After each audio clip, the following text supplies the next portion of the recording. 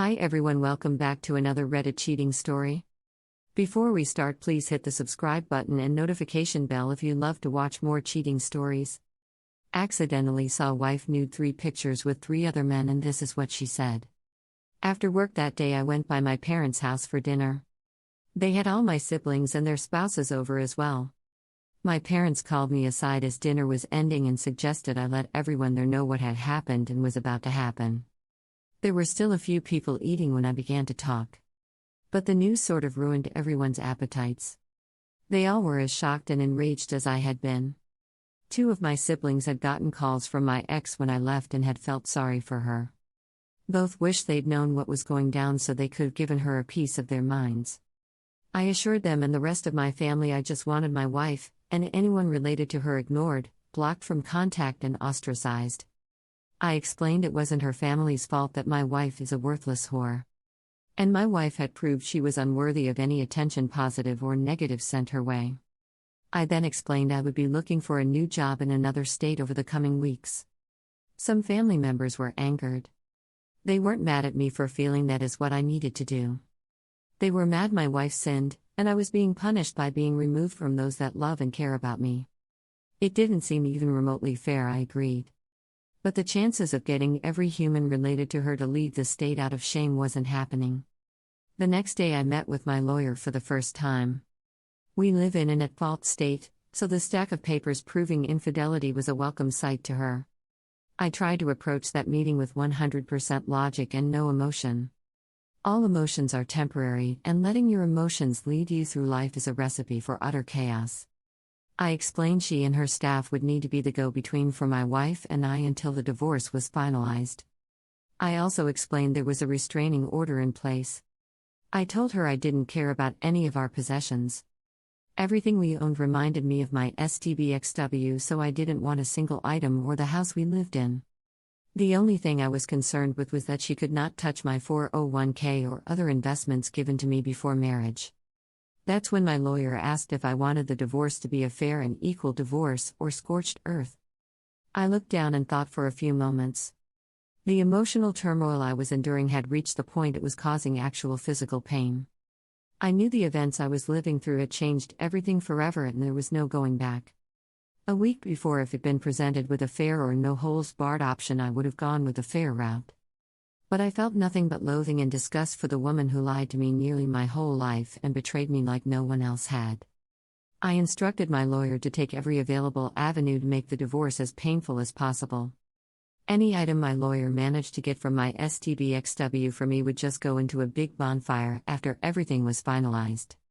But at that moment I envisioned that bonfire being so large and bright it could be seen from space. I wanted her to go after my wife financially, and if they could figure out who the AP was, to go after him as well. My state has alienation of affection laws, which allows a person to sue someone who contributed to the end of a marriage in civil court. I told my lawyer if they discovered he is in a relationship to contact his partner. In short, I wanted to make everything hell on earth for them both. I wanted to convey to my wife I hated her beyond words, and I was out for blood. I wanted to destroy her life like Shed so casually destroyed mine and let the pieces fall where they may. My lawyer called me at work today to let me know my wife had been served at her job. She asked me to come by after work to talk with a messenger they'd sent to serve my wife papers. Just knowing Shed been served and was grasping I would never be any part of her life again was enough. But I decided to listen to the messenger in the sole hopes he might tell me my STBXW jumped out of a window after being served. He and I sat in an office without my lawyer present as he explained he'd taken the paperwork by the school at around 10 a.m. He checked in with the front office as a courier, and a member of the faculty led him to my wife's classroom. She was in the middle of a lesson as the employee opened the door. The courier said he walked past the staff member, asked my wife to verify her name, and told her she had now been served with official divorce papers due to infidelity. He said my STBXW was obviously shocked at the speed I was moving, embarrassed to be served at work in front of her students, and was fighting back tears. He told me as he walked out, she fell into the floor and began sobbing uncontrollably. That was all good to hear, and I was glad she'd gotten the paperwork. Honestly, I'm not even sure why I'm writing this out. It's been a bit cathartic, but I don't need advice. Well, at least I don't think so. As stated, I have everything planned out and the divorce is in motion and will take place. I just hurt so bad and am truly struggling to find a reason to carry on. I don't want to. I'm not suicidal. There is no part of me that wants to die. I want my life back, and that is an impossibility. There can be no new life in my future with someone else. She destroyed something pure and beautiful one can only attain once in a given lifetime. And despite her tears, she didn't even care. She took what we had and turned it to ashes with her infidelity. I'm struggling to envision my life totally alone until the day I die, and I don't want to go on.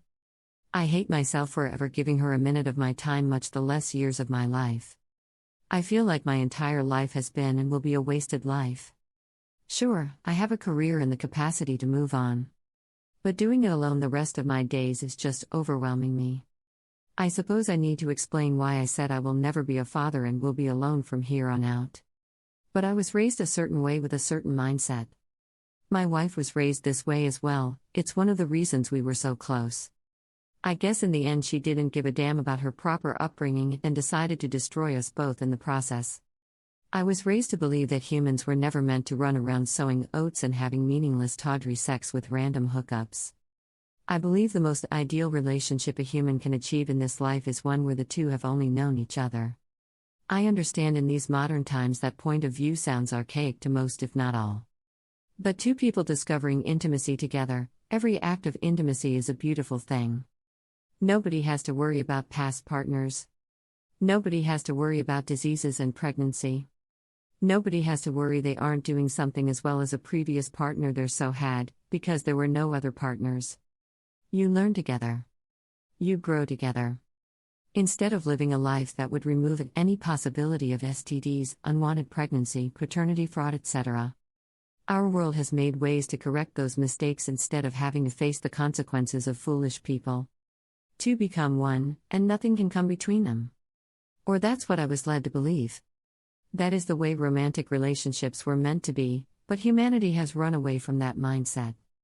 That's what my wife claimed to believe to me more times than I could count. I couldn't begin to tell how many times my wife claimed to be grateful we lived our lives the way we did.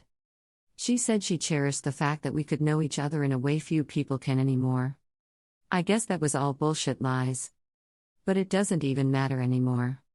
Because of that mindset, there can never be reconciliation.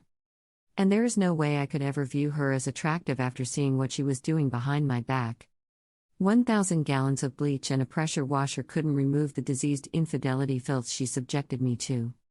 I view her as defiled, diseased, and dirty. A week ago, I could just think about my wife and get aroused. Now she could lay before me naked and ready, and my reaction would be to spit on her in disgust before again vomiting. And as I have known someone else, I can never have that bond with another human. I couldn't date a virgin even if I wanted to, because due to my relationship with my wife, I couldn't be what that hypothetical virgin deserves. I'm sure I will get some hate from various progressive readers who view sex as something to do with random people for fun and list sex as a hobby on their Facebook page. That's all fine and smurfy. Opinions differ, and I know my viewpoint is far from standard anymore. But one man and one woman is the way it has always been supposed to be. My wife turned out to be a lecherous Jezebel cum dumpster, so that's my loss and my own stupidity for choosing so poorly. I just don't think it's fair that I didn't commit the sin but am the one who has to endure the hell of life the rest of my days totally alone. Edit. Those private messaging me with harsh messages about the words one man and one woman being homophobic, it was not meant that way. I meant it to mean two people, and regardless of gender, I do feel like two people in one lifelong bond is best. And I'm standing by that. But I'm not editing it after the fact now that it's been posted. So save your time messaging me trying to claim I am anti-gay. What any two people do in the privacy of their own company is their business, and certainly none of mine. I cannot stress enough I don't care about anyone's sex life. Straight, gay, whatever. I don't care. It's a major reason I don't want to know any more specifics about my wife's affair. Edit 2, Luke 16:18, anyone who divorces his wife and marries another woman commits adultery, and the man who marries a divorced woman commits adultery. Edit 3, final edit. I'd been doing a good job focusing solely on work the last few days. I'd made massive amounts of progress on the company project since all my time had been spent in my office. It seemed stupid to pay for a motel bed when my office has a comfortable couch. I woke up this morning with every intention of getting further ahead on the project as well as begin my job search in other states. But when I sat down in my desk chair and saw the date on my computer, I had a realization that brought me to tears. Now I'm done. This is my wife's birthday. Obviously, I had zero plans to send her any well wishes. But it made me consider something I hadn't. That date will always belong to her, at least in my mind. It was bad enough thinking about upcoming holidays making me flash back to happier times when I had someone. I think I could always ignore those days and just work. But today's date will always bring her to mind. No matter what I do or where I go, I cannot get away from that. Moving away and avoiding her doesn't really remove her from my life, because she was my life. I want to erase every memory of her in my mind. I want to forget I ever knew her. What were cherished memories just 1 week ago are now nothing but bitter memories of lies and deception. I can't endure that. I just can't. It's amazing how quickly life can just flip the script on you and destroy your entire world overnight. Obviously, from the comments I got, many loathe me, my views, my beliefs. I'm actually fine with that. I'm honestly not usually one to use language and terms I used in my post. I just felt her actions said much harsher things to me than any words I could say to my wife ever could. But when things end, they end, much like life.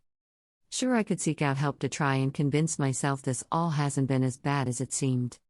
But my grandpa taught me not to blow smoke up anyone's ass, especially my own. So it's done, and so am I.